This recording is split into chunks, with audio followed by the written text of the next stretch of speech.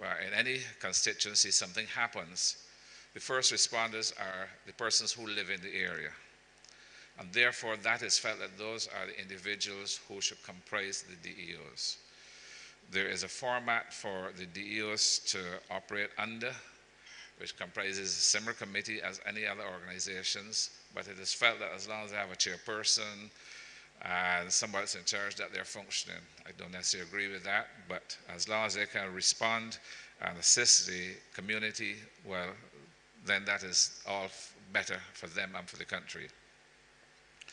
How they operate is that within the constituency, as I said, would be made up of persons who reside in the constituency who will volunteer their services for the many functions within a DEO.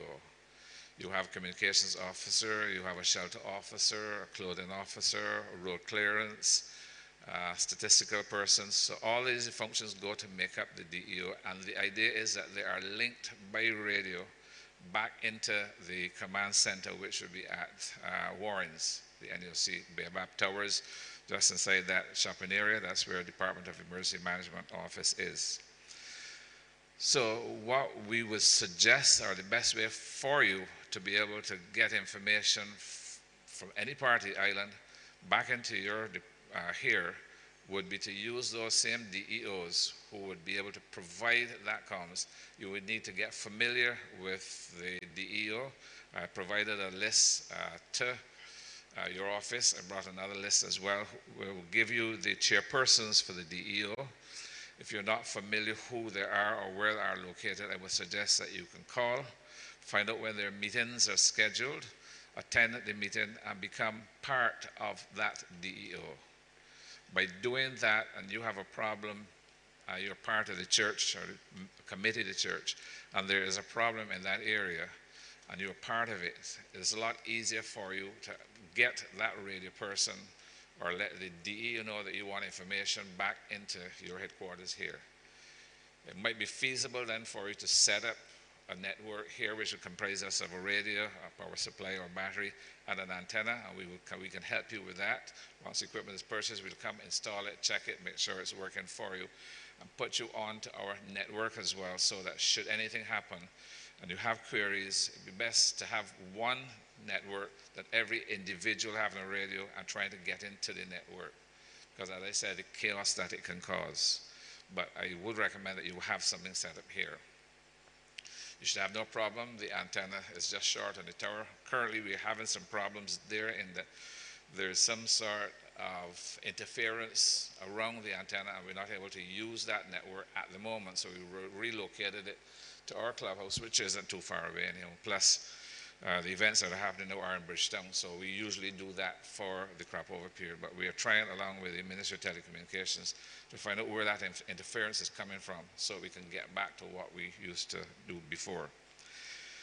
But getting back to the district emergency organization, that would be the best method that I think that you would need to go, become part, and therefore anything that happens in any part of the island, they know because of their training what network they can use, whether it's in the one in St. Peter, whether it's the one in St. Thomas, or the one in Bridgetown, that can get that information back into here. And vice versa, they will be able to, from your section here, be able to get back to DEM and have information fed back out to the respective areas. So that would be the basic setup that I would suggest that you can go. Cost-wise, if you want to get an idea, if you bring a radio, I presume that you would have duty-free concession. You can easily get equipment out of Miami and of those places. A basic base our radio would cost anywhere between $175 US. Power supply about the same cost, and antenna probably about $110. Cable, you can get cable from here, and we'll be able to set things up for you. So the overall cost, if you look at bring them in with the duty tax, and so you're probably looking at about $1,000. Barbados dollars, yes. Sorry? No, you can bring them in a crate. A mobile radio, which you would use for power supply, is maybe no more than about 8 inches by probably 2 inches, and the depth probably about 6 inches. So I just got a rough idea. Power supply would probably, yes, about the size of the book in your hand, yes. And a power supply would be basically the same thing, and you can have a car battery as well, just in case the power goes. At all the repeater sites where we have our equipment, we also have a backup battery in case electricity goes out, that we can continue functioning for the life of that battery or until the electricity comes back on. Because you have to ensure that you can continue running as long as the emergency is still on. Once that is obtained, looking for galvanized pipe, that should be no problem, it can easily be obtained, and we, as I said, can come assist in setting it up for you. We'll do the basic training, as I said, the radio procedures, knowing how to operate the radio. It's just not talking on it, but knowing how to break in, as we refer to it, should somebody else be using the radio, how to call on it, what to call signs are, because you have to identify who the persons are that you want, and have them with what's referred to as a call sign. So if you want to call somebody, you know exactly who you're calling for, and rather than I want to get hold of John who lives in St. John, you have your prefix ABL, Abundant Life, and you can allocate whatever you want for your call sign. Continuing with the booklet that you have there, it also gives you the hurricane shelters. Yes, that information is basically to deal with the message handling, which is what I was training the fire officers, and that would mainly be for the persons who are going to be using the radio. Yes. What that does is, because there's a standard form that is used in the NEOC, in your situation, if you are going to be filing any message which happens within the NEOC, I keep referring to that, but that means the Department of Emergency Management, the National Emergency Operations Center. And what happens in there, all those messages that come in on the standard form, if you have a copy of that form.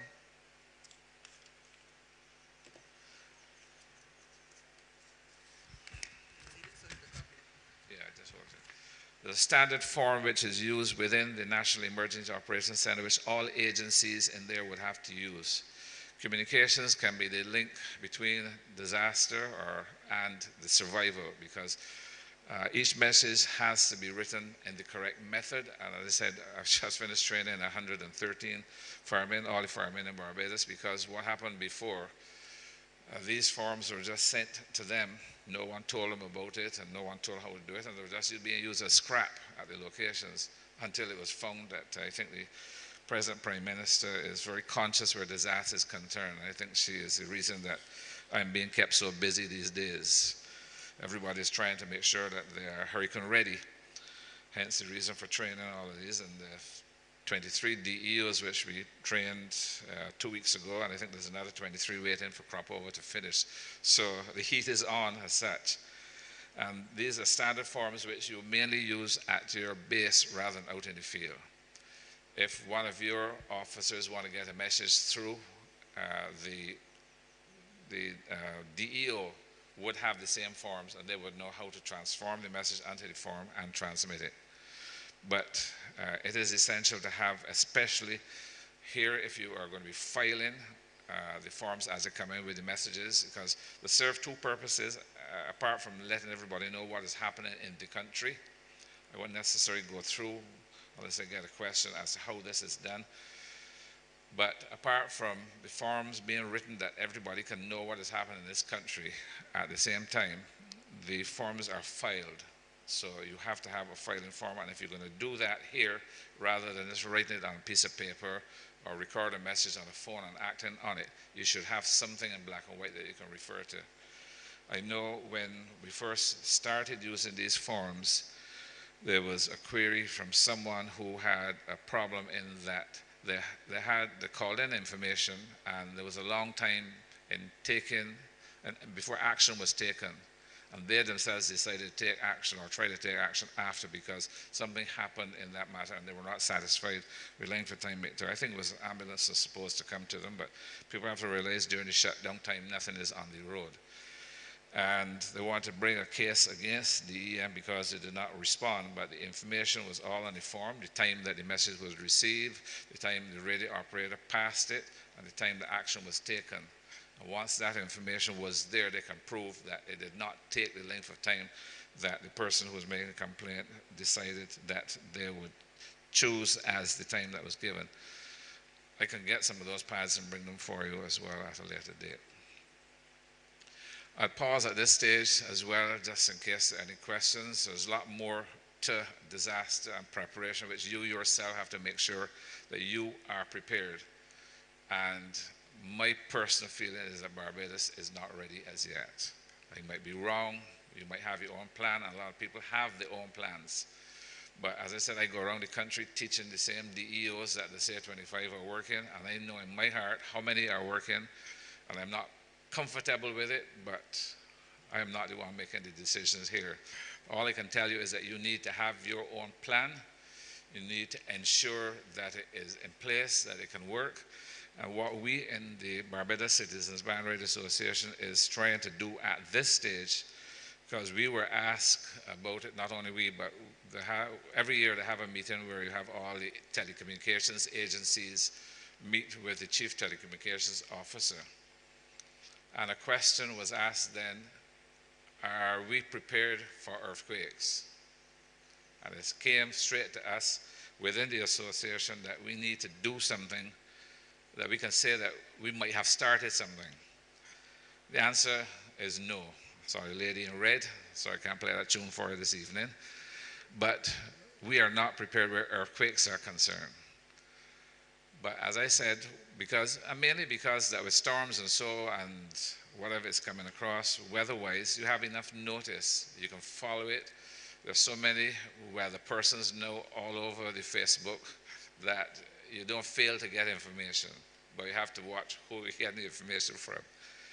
So you can prepare way in advance. Earthquake just starts to shake and everybody runs the panic. So what we looked at when that question was put to us, and we are trying to see if we can get what we call a grab-and-go kit for each DEO in the country. This is apart from communications, but I'm just filling in as to what BCBRA is doing, because DEM look upon us as a person provide communications through the island in any disaster. And therefore, if some earthquake happens, we need to still have communications. When we had the earth tremor back in 2010, I think it was, within 3-4 minutes, the phones were dead. Nobody could get through. With radio, we were still passing messages and into DEM. We were still getting information, and all information was going in through radio. So radio can be the saving of life. What a grab and go is, and as I said, we're trying to get them into all the DEOs. So far, I know that we have one in St. George, we have one in St. Thomas, sorry, 2 in St. Thomas, we have about 3 in St. Michael, and I think there's one in Christchurch that we work on. It's basically a toolbox type of kit, where in that the operators, and some of them can be very ingenious in setting them up. A guy just from Pioneer Road, part of your constituency, I would believe, is responsible for doing them. In fact, he is also called by BVI to come down for the Red Cross, build and come down and set about 10 of them in down there because of the problems they went through with last systems. But what it is, like a toolbox where you can hold about 2 the UPS batteries, which are sealed batteries connected to them to get a higher amperage. There's a radio, has the antenna connection, 1 or 2 other fancy gadgets. It has a fan in there, can try and keep it cool. And within 20 seconds, you can take that. The idea is to keep it close to the door, to the house. And once something happens, you grab your kit out through the door. These even have a little, these portable lights, the tripods, where you can mount a magnetic antenna on the top. And within 20 minutes, you can set that up in any area that is a safe area apart from the buildings that are falling and start communicating. We have tried them out at most of our events so far. We've even taken it down to Farley Hill, where we had Jazz on the Hill, I think it was, and we used that from there, communicating to get an idea of the length of time. We've used it at other workshops. We've demonstrated it. In fact, we had a session here with some of your camp students about a week ago, and we were able to demonstrate that and use that for them to see how it is done. And they have been proven very, very effective. So that is our idea of having some means of communication rather than just running out of the house and having nothing in your hand. The other aspect of it is that we can also connect outside antenna to it. If your antenna is still on your roof, we can connect that to it, which would allow you a further range of operations. Some of the guys have even gone so far that you might ask the question, how long the batteries are going to last. Well, a battery lasts depending on how long you talk, how much you talk. But they've even added a little solar panel. You can go into PriceSmart and get a solar panel, maybe about 14 inches by 6 inches. I've connected that and wired it up that while you're using that and the sun is shining, you're charging the battery as well to extend the life. So those are what we are doing as our disaster plan where earthquakes are concerned, because I said the responsibility on us is to provide communications regardless of what happens. So therefore, we are looking to ensure that we can do that whenever we call upon. So I'll pause here. If you have any queries, yes, ma'am, right up front.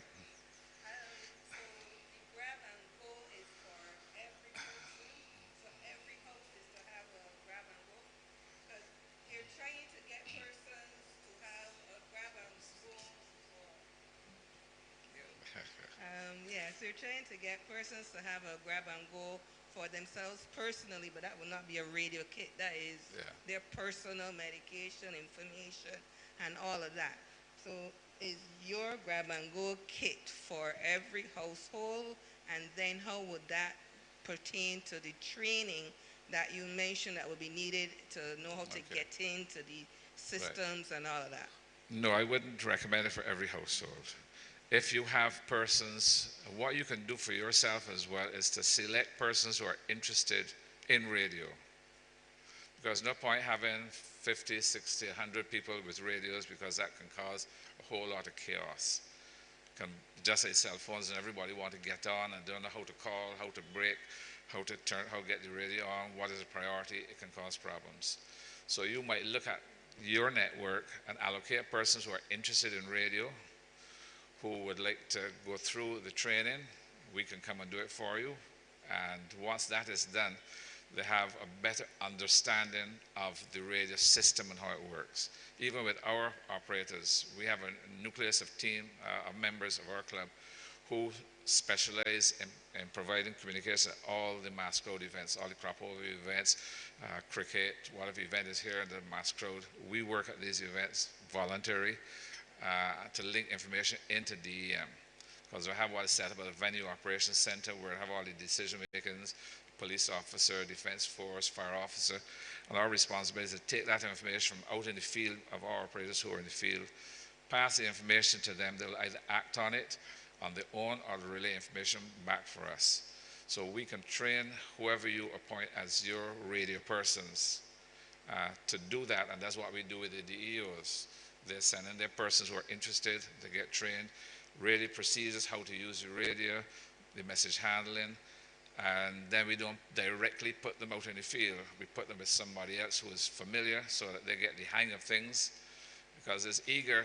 I have a fellow who's hounding me down. He's had one training and he feels he's a professional and he wants to get to these events so he can see the show. Basically, that's the only reason. And we don't do that. You know, we don't even see the show. When we are working, most of us who are responsible, we are either backstage, we're either in the command center, we're either walking somewhere with the medics or so on. So we have to ensure that it is not that alone that you want to. You go with somebody for a couple of events. Then if we feel you're confident enough, we'll try you out. We make that decision before we actually give you a number that you can work for the mic team or the comms team as it is. So you might very well look at doing that, and we will help however we can and advise you. Yes, ma'am.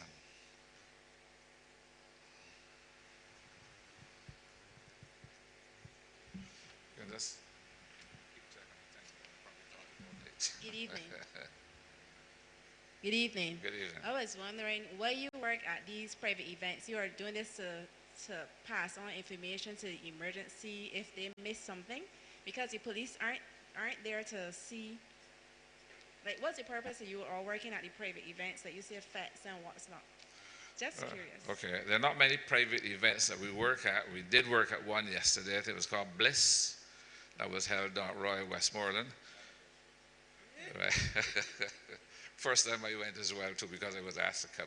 But most of the events we work at are open events like Reggae on the Hill, Soca on the Hill, all the crop over activities, all the cricket sporting activities, the senior games.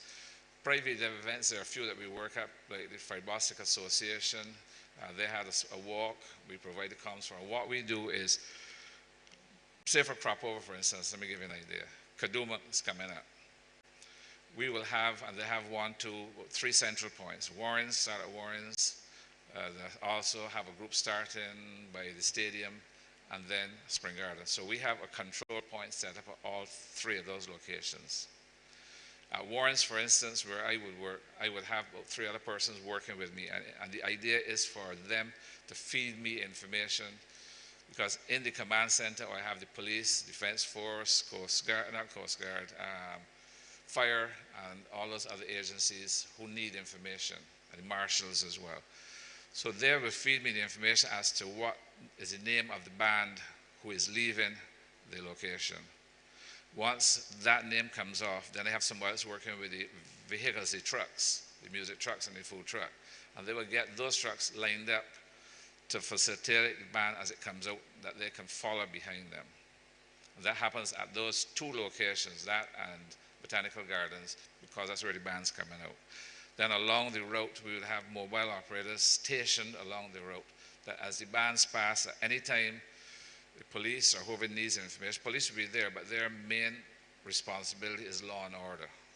They will have radios to pass them information, but they depend on us as well. So we have operators along the entire route, right down to Spring Garden. There are a few medical posts around that route as well. There will be one at the stadium, there's one at the bottom of University Hill, and then there's one down on Spring Garden. And we will have persons at those routes as well in case there's any persons come into the medical post that they would know. Unfortunately, this year there are only 2 ambulances that are traveling the entire route. There were 4 before. And we also provide an operator on the ambulance with a radio. Some of them have radio communications, like the QEH, they will have communications, but not the communication that the other agencies would have. This was directed to police. Sorry? Your voice is coming. You were saying that it's linked to a command center? Yes. There'll be a command center set up at Warrens, which will take all the information for the bands there. There would be one at the stadium, because bands are coming out there. And then there'll be main command center down Spring Garden. Because once Warrens shut down, everybody leave Warrens, then the one at the stadium takes over. When everybody leave Warrens to go on the road, then everything is fed into Spring Garden. Okay. And the command center consists of the police, medics, and so on? That's Yes, and a radio operator who will take the information from our operators in the field. The ambulances as well, all of them do not have comms. Like, as I said, some of them will have a link directly into the police radio, which is different to ours. So therefore, we put a radio operator, one of our members, we install a radio and a battery in the vehicle and an antenna so that we can provide comms along the entire route for as many ambulances as they want for the event.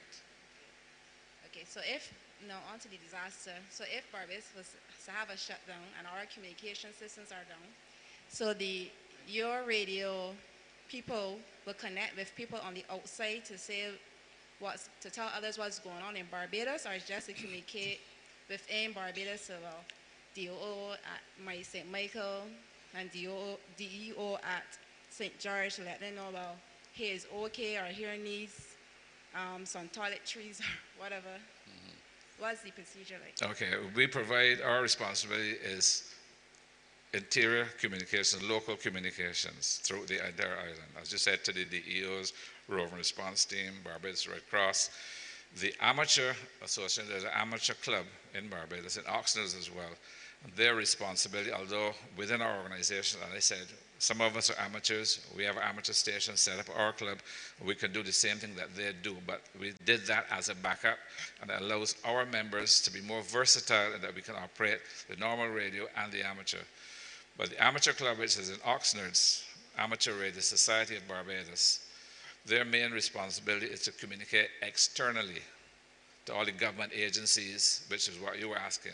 If anything happened, and they will communicate to the other islands for assistance or pass information, and they can tour any part of the world where communication is set up because of the equipment that they have. Sorry? Yes, that's right. There are Oxnards. You know something that I don't know. Okay, no problem. Nothing wrong with asking.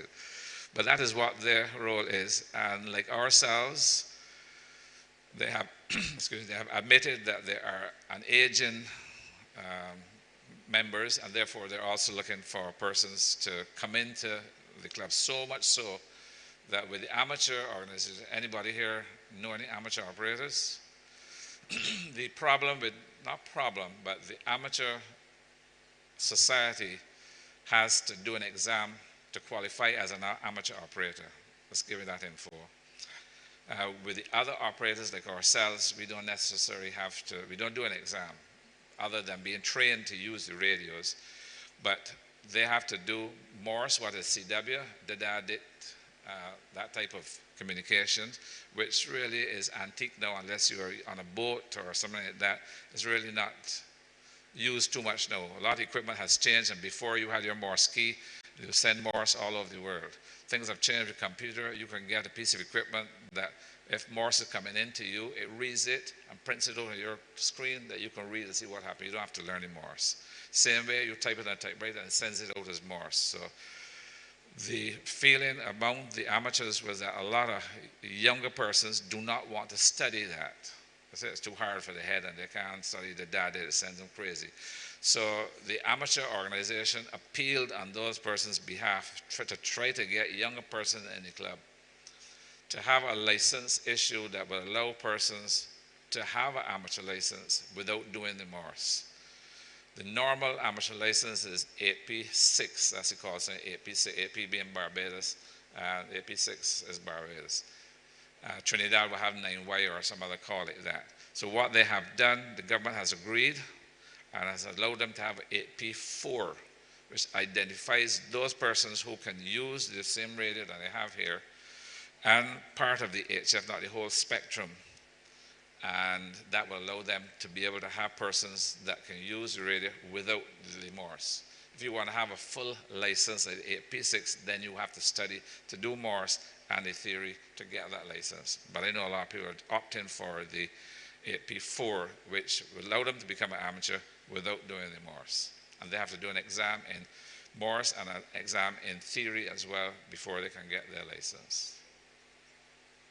Sorry?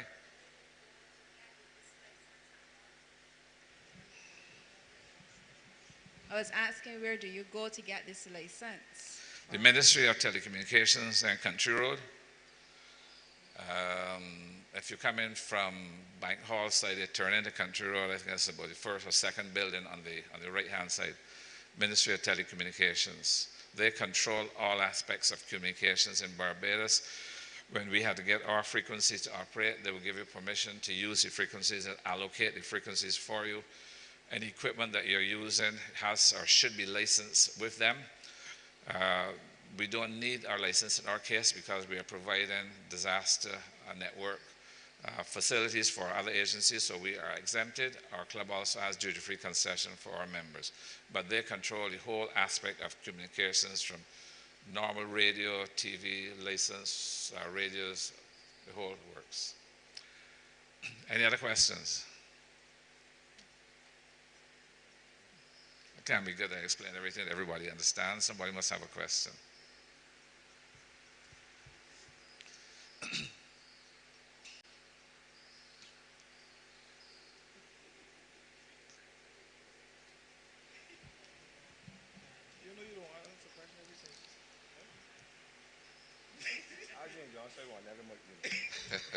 I was wondering, because years ago, a lot of guys I knew had like CB radios. Yes. Um, their equipment, like the 40 channel CB walkie talkie thing, is that some of the same equipment that you all use, or that's something different that they use?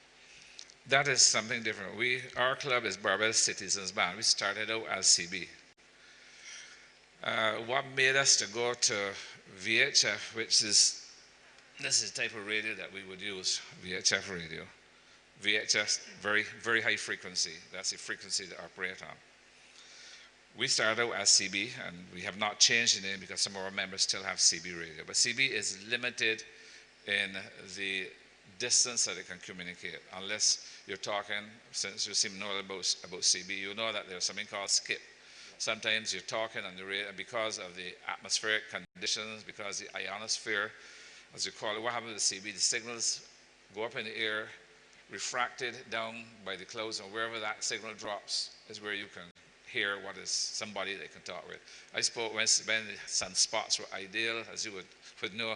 I spoke to Japan from my car on one occasion, Australia from my car. And sometimes we used to stay up till like 1 o'clock or 2 o'clock in the morning talking, just be able to make a contact to Australia, say talk to Australia. But those conditions have changed. Yeah. Now with CB, you'll probably only get maybe the islands, Jamaica, or maybe Florida. But what caused us to change to look for something that has a longer range was when they moved the Krapow event to the East Coast Road. And we had to cover not only the East Coast Road, but we had to link the bus terminals, Fairchild Street, Lower Green, Speightstown, back to the East Coast so that they could know what buses are coming in, and if they wanted buses, because that's the type of service we provide. We had to have 1 or 2 persons, I think one was in Shop Hill and one was somewhere else, to do a relay, get the message from us on the East Coast, up in Chimborazo or somewhere around that area, and pass it to them, and then they relay it to the bus terminal. We said, well, this isn't going to work because it took some time to get a reply back. So we sought to go this route and was able to, at that time, find somebody who donated a local repeater that they had. And from then on, we have been moving up and changed from CB to VHF, but there's still a few CB. When I was around back in the 70s with CB, they had like 2,800 or just under 3,000 operators. Now if you get 600, you got a lot. Skype and Facebook and all of those things have more or less wiped out all of that, cell phones and so on. So, and no more QSL cards coming. No, not very, very little, if there are any. Yeah. All right. Seem to know what you're talking about. The front.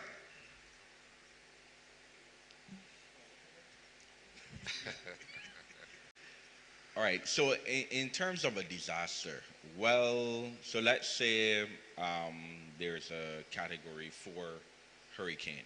God forbid.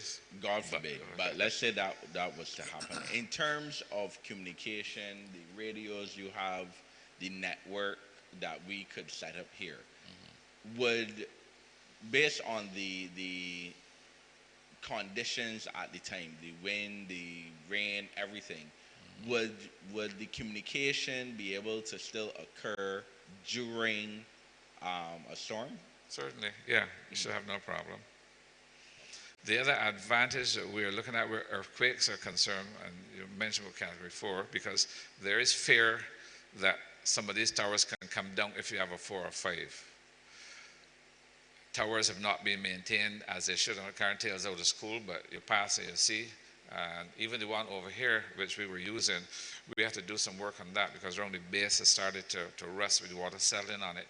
We scraped it all off, and we got somebody who has some chemicals that we'll put on it and protect it and paint it. So unless proper maintenance is done and you get a category, even 3 or 4, they can come down. I forgot to mention part of our disaster plan for earthquakes is, apart from going out into a safe area, I'm also trying, and that's why I say Barbados is not ready, because I've applied to one of the local suppliers here for one of these wind-up light towers where I can use at a location. I don't want the lights on it, I just want the access to be able to wind up something and a housing that can house our repeater and the necessary equipment. and tow it up into the Westmore Hall area. I have a person, one of our members who live in Westmore Hall next to where the old gas station was. And he can copy anybody from any part of Barbados, whether they are on the repeater or if they're talking from just point to point. So that is one of the places that we are looking at as part of our earthquake plan, to have that, tow it up there. All the equipment will be there, of course, before the system comes, it will be tied down to be secure. Take it up there, set it up as a standby in case the tower comes down. And at least if we don't have 100% coverage and we have 75, then we're better off than anybody else because they are not yet prepared for the earthquake plan. So that is also part of our plan, which we're working on. But this is 2 months I've been asking one of the agencies for such a creature. And it seems to be a creature because I can't seem to get it. So, but I'm still trying. And one of the other things that we are planning, and again, I said Barbados is not ready because for a few years now I have been trying to see if I can secure a vehicle, say the size of the new Zadar Hayes. I need to have something which is tall because you can store all the antennas in there. My plan for the club, my goal really, because I've achieved most of what I set it to do when it took presidency back in about 80 and I just can't get anybody to take it over, is to have a vehicle where I can equip that vehicle with all the communications equipment in that vehicle, including computer, including backup power, you name it. Everything would be in there that if Barbados got struck, you can drive that vehicle into a safe area, and if the Department of Emergency Management comes down for any reason, the Defense Force is supposed to be the backup agency for DEM in this country if anything happens. But I do not think that they have all the equipment that they have. We have all our club in our comms room, but this vehicle can be taken to a safe area and provide communications for all the agencies. I can't find anybody to donate it. There were 2 agencies who donate stuff. We've asked them, and their comment was, it's not going to be visible enough for us to get the publicity we want out of it. And that is the response that I got. One of the garages had offered a duty-free price, and our club, we pay $25 a year for our subs. You ready to laugh because I laugh at it as well too. But you tell members that you want to raise the subs, what are you going to get for it? They get to see the show free at least, if nothing else. But from next year, it will go to 50 whether they're interested or not, because we cannot survive on $25 a year. So they offered to give us a variation in price, a better price, but we do not have the funding to buy that. We get a subsidy from government because of the commitment and our work for the country. And I can foresee if we had that van when Dominica and those islands got hit, I could easily put that on a vessel, send it down to Dominica with some of our operators, install the van up in one, Dominica is very hilly, somewhere close there. We would have handheld radios, put them out in the Roseau so that they can communicate, and they would have had communications right away. But nobody seemed to think of these things. And we can only mention a hope that we can get a sponsorship, but up to now, we've not been able to get it. So that idea is still there lurking in my mind, but until they can find somebody to sponsor the vehicle. We would even try to outfit it ourselves, but we need the vehicle, which would be the capital expense that we haven't. We haven't found anybody else to donate anything as yet. But we're trying, we're not giving up. Yes, ma'am. So, as a part of the committee, I just want us to be clear in how we are going to go forward at Abundant Life. So, our idea is to have a central emergency right here at Abundant Life, and to have persons who attend the church, and we're trying to get them to identify who they are according to the different electoral boundary areas. Yes. So then we can get them to link in with the different join the DEOs. Yeah. So then how will our communication, what will our part look like? We will then, can our plan then be to source the radio, the battery, and the antenna, and have a setup here at Abundant Life, and then we have to have a core of people who are willing to, I guess, one, you will have to make sure that They're if trained. there's trained Right. and have the all clear persons who are willing to be, if there's a place, I don't even know if there's a place in Abundant Life that can withstand a category 4 hurricane. Okay. But if we could find a place and put a concrete roof and all of that, that we have persons located to man that radio here at the central base. So we then train persons who are interested and who have the vision for how we can tie into the general national plan, and we train them in each of these areas along with our side by side to the DEOs, right. and then we can have communications with them towards the central area as well. Our primary aim being to, one, find out that how all of our members are doing. So in your catchment area, you know where everyone in your area is. Your ideal thing is to check on them, report back to let us know, to let the central area know that all of our members are well, and then from there to become a advocate or access to assist the others as well. So that, I think, is what our aim is, that the committee is trying to do with regards to the communication. So I just want to know if that synopsis is viable and if it's something that we can start to work on after you finish. Okay. Your first part is correct. That would be the setting up base operation here. You did mention a secure area, which you would have to have.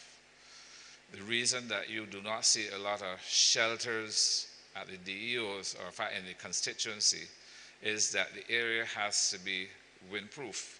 You go to a lot of schools and they have decoration blocks. You can't use those in a disaster. Wind blow right through them.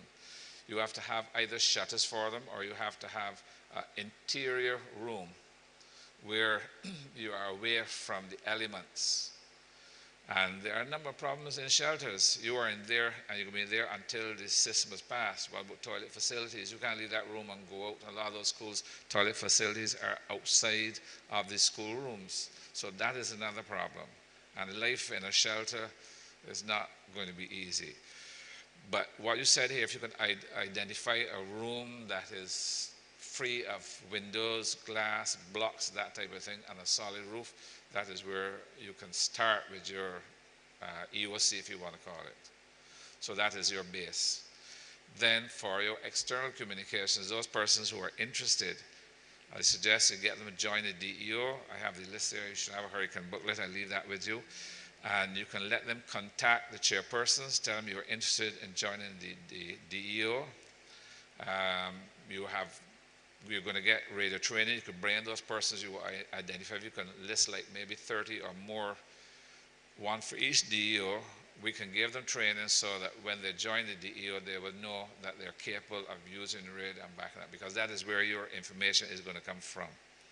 You can either send it directly to the Department of Emergency Management if there's a problem, or we can allocate the use of the same tower and call signs that you can send it directly here if you want to. Once we know that your persons are trained and know the radio procedure, that if you hear break, you know you're supposed to pause and let the person come in with the traffic. If it's an emergency, you know what emergency traffic is, you know what priority traffic is, you know welfare routine. All of those things that indicate the preference for the message to come through. All those are proper radio procedures. And we do that in our radio training.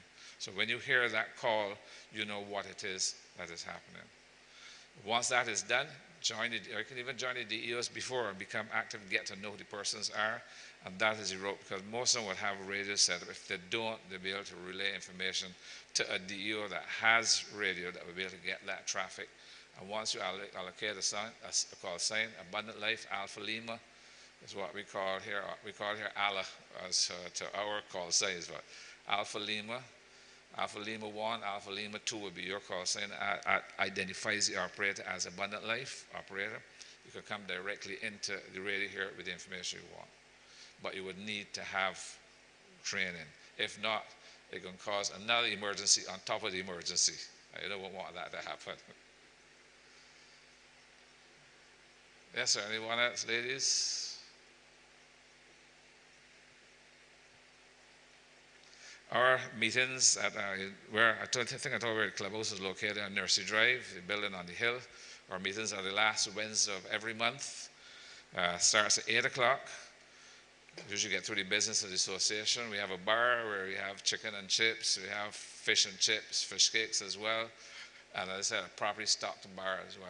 We take part in darts competitions, and you're interested in playing darts. We have 2 darts teams that play competitive darts in the islands. So that's the aspect of socializing as well. And you're free to come, join our association, and you'll be able to get more training, be able to get more involved in what we do, and it may easily benefit you as well. So feel free to join our association if you want. The $25, join it before next year. We'll have to pay $50 next year. Yes, sir.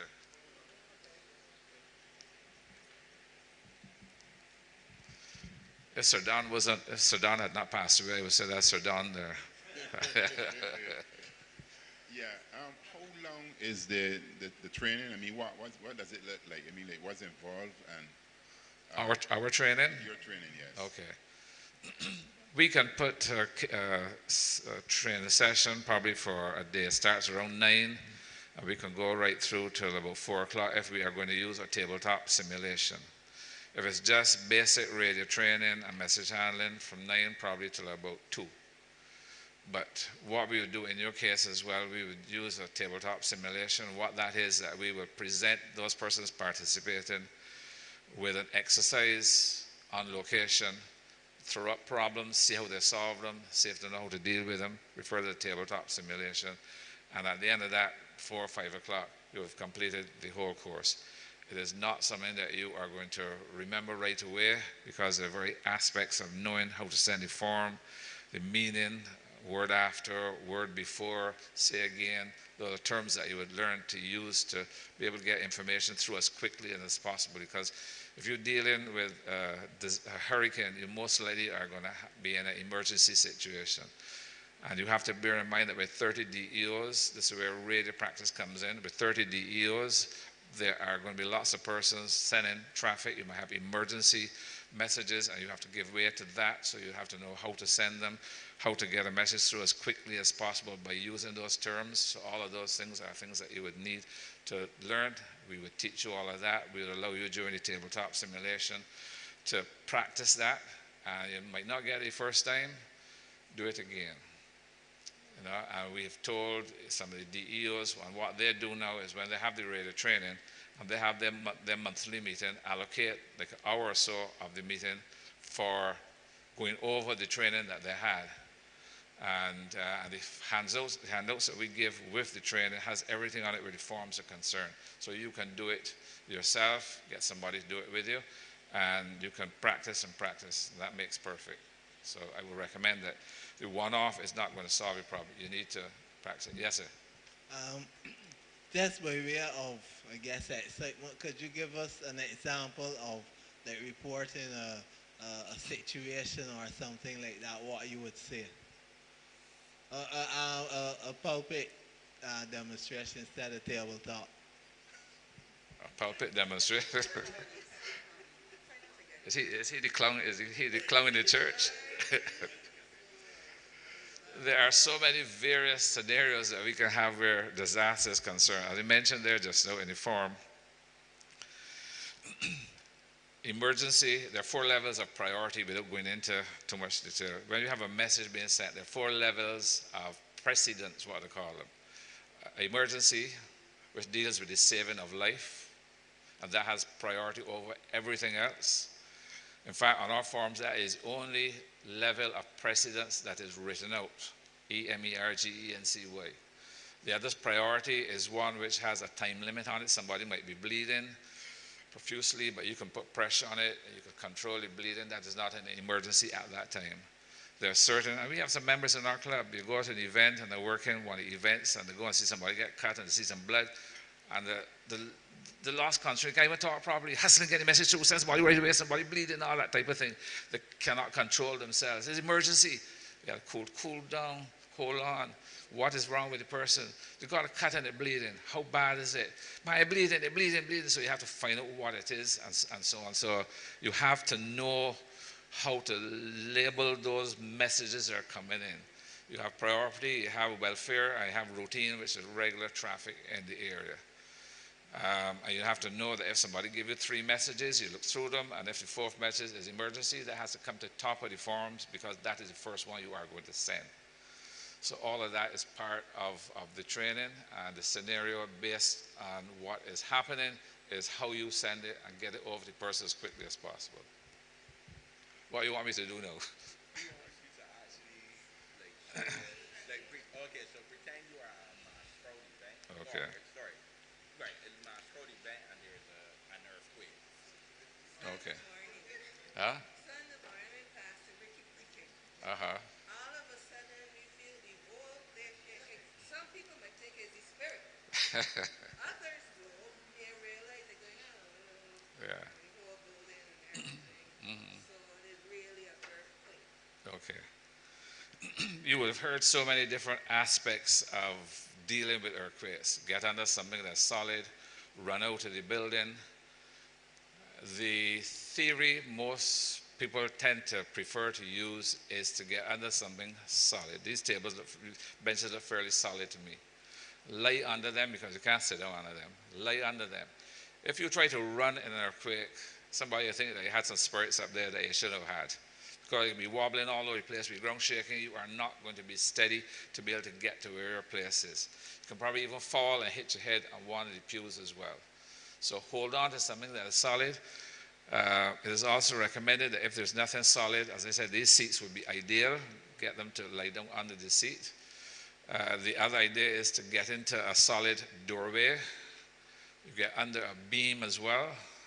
Because that is one of the strongest parts of the structure. But try not to go outside. You go into that door, and next thing you know, something will collapse is going to drop on you. You got away from the disaster here, but you got struck out there. Once it feel is shaking, has stopped, and you can get people out as quickly as possible, you do that. But you can either create a problem if people rush into the door, you get a stampede. But it is natural. People are going to want to get out of the building when they feel an earthquake, but they're going to cause more problems than not if they stay on planet. You might probably look at seeing if you can have a plan for earthquakes. And you can probably even get Department of Emergency Management, Robert Hayward, or Kerry Hines to come and discuss that aspect of it with it. But those are my suggestions based on the exposure I've had with them as well. Yes. Right. I think what they were trying to get me. Right. Wasn't and that was good. Thank you very much. But what they were a simulation of how you would report by radio. Okay. Right. Like we call. So the same earthquake. Yeah. Okay. Break. The first thing you got to do is to break the frequency to make sure that the frequency is clear. You turn on your radio and you listen. Never assume that the frequency is free.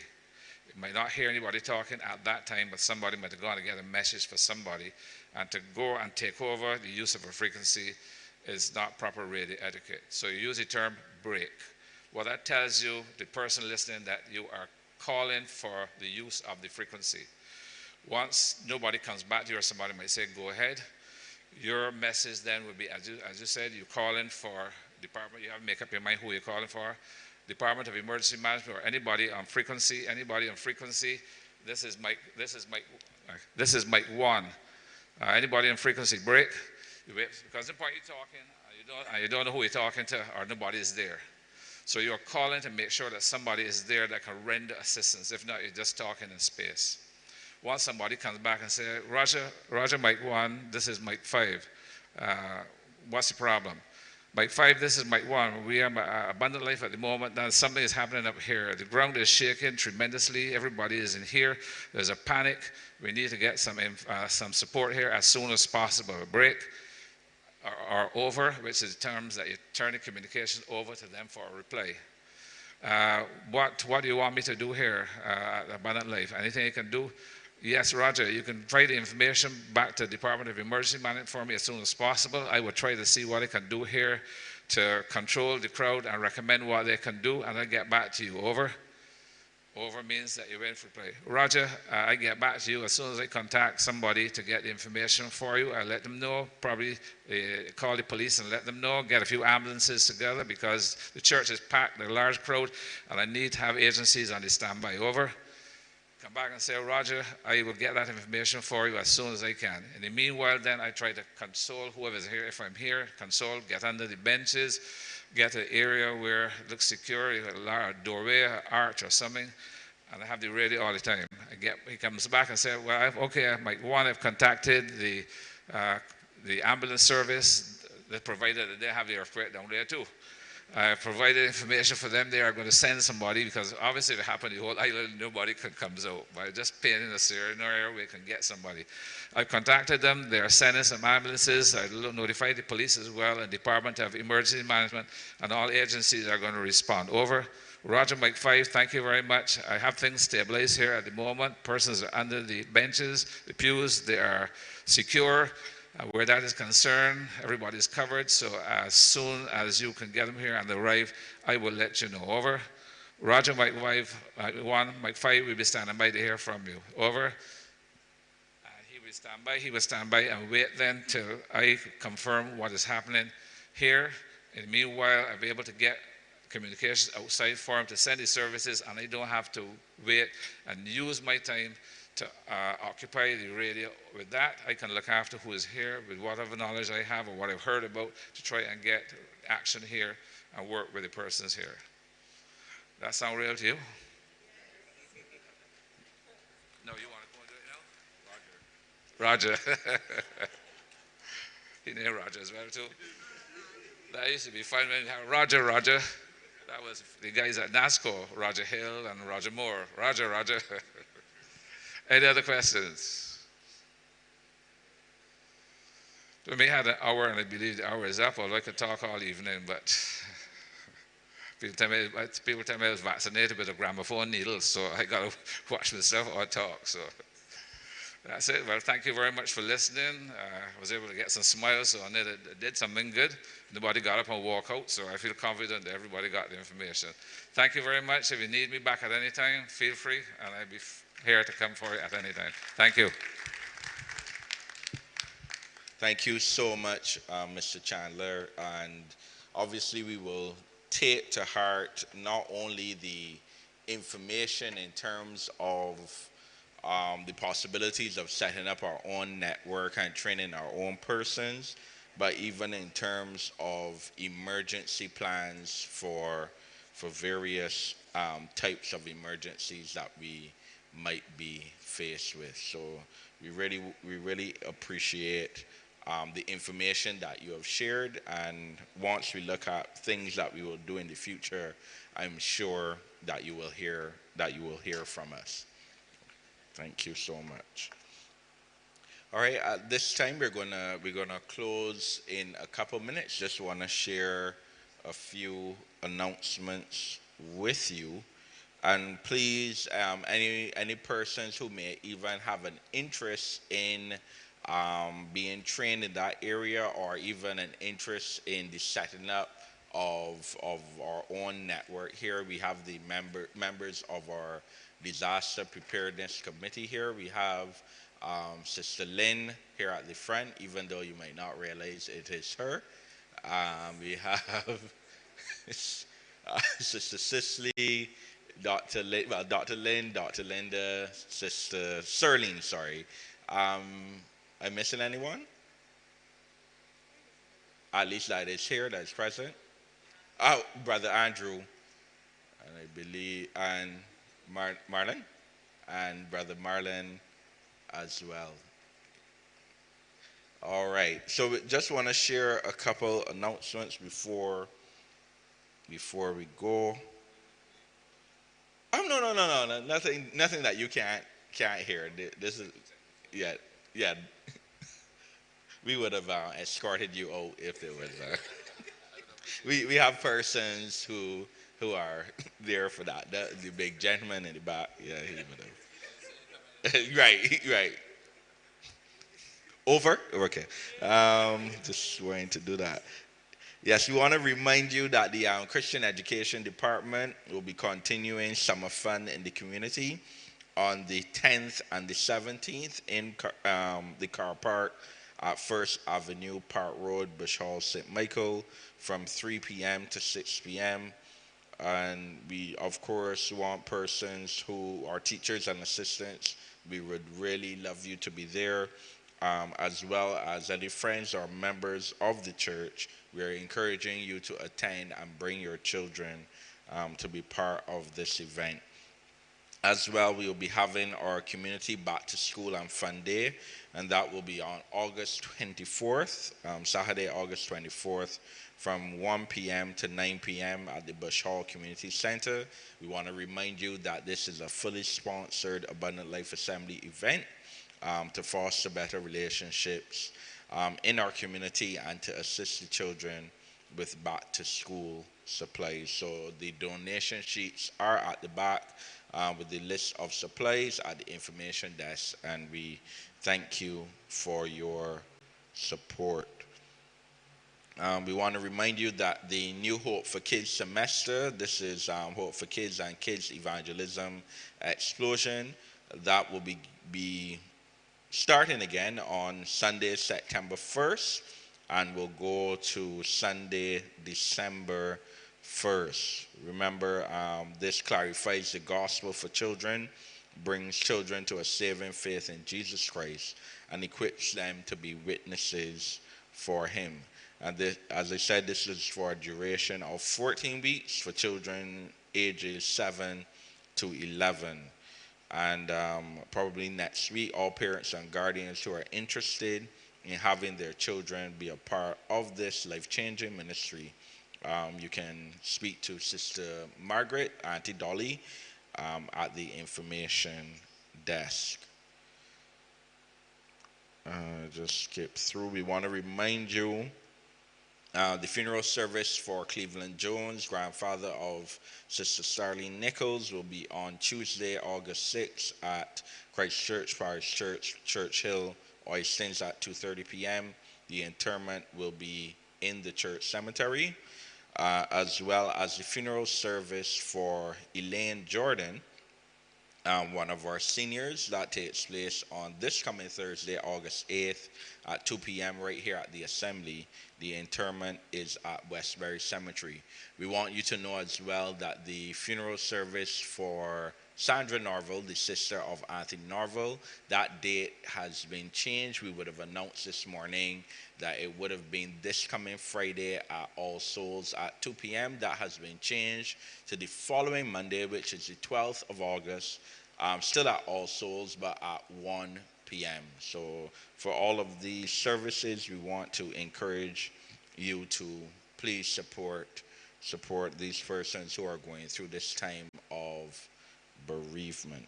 And then finally, tomorrow, the People's Cathedral Annual Kadooment Day Men's Conference, entitled Walking in the Power of the Holy Spirit, will be held from 9:30 a.m. to 4:30 p.m.